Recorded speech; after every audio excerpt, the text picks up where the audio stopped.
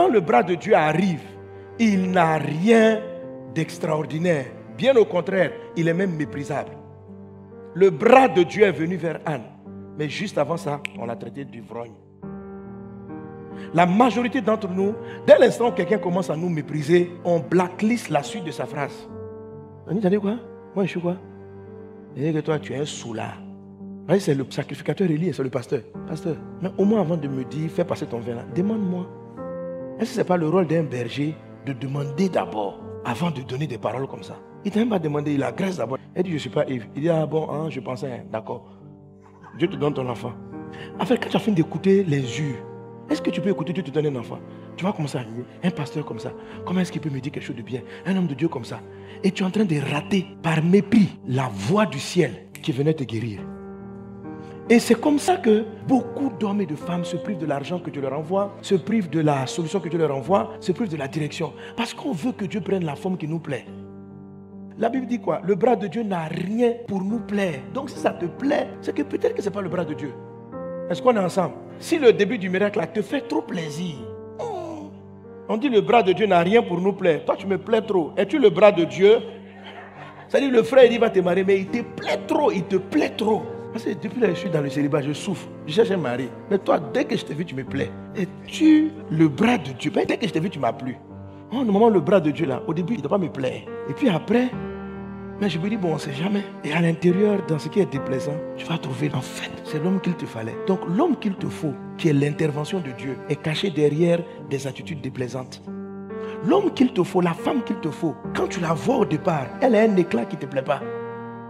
Cependant, il est la fin de ta souffrance de célibat. Que notre entendement s'ouvre au nom de Dieu. Frère, vous savez, depuis 2 mois, on enseigne ça. Je parle avec des gens, j'ai l'impression qu'ils ne comprennent pas. C'est-à-dire que les gens rient le message, mais je crois qu'ils ne saisissent pas comment Dieu travaille. Je crois que les gens ont des difficultés à saisir comment Dieu travaille. On a admis des faux théorèmes, des fausses règles, que quand Dieu vient, c'est éclatant. Donc, quand Dieu vient, justement, ce n'est pas éclatant. Ce n'est pas éclatant. Jésus qui est venu sauver l'humanité, il est né dans une étable. Il n'est pas né comme un roi. Il est né dans une étable avec les excréments de moutons. Il est né là-bas. On dit c'est le sauveur. Dieu est venu sur la terre. Comment Dieu peut descendre dans des conditions pareilles? Mais c'est comme ça Dieu. Dieu descend dans des conditions pareilles. Et il a toujours fait ainsi. Donc si tu comprends ça déjà, de grandes choses vont se produire dans ta vie. Amen. Mais tout ce qui n'a pas d'éclat, tout ce qui est méprisant n'est pas forcément la voix de Dieu non plus.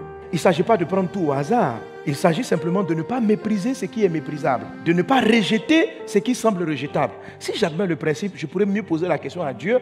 Dans ce qui est bizarre qui arrive vers moi, es-tu là-dedans ou pas? Mais si déjà je rejette tout, je vais rejeter les solutions de Dieu. Je vais rejeter le mari, la femme qu'il m'envoie. Je vais rejeter le travail qu'il me donne. Je vais rejeter le boulot qu'il m'envoie pour me sortir de la pauvreté. Je vais rejeter la solution qu'il m'envoie pour m'enlever de la dette. Je vais rejeter parce que j'ai une manière de voir le monde qui n'est pas selon Dieu.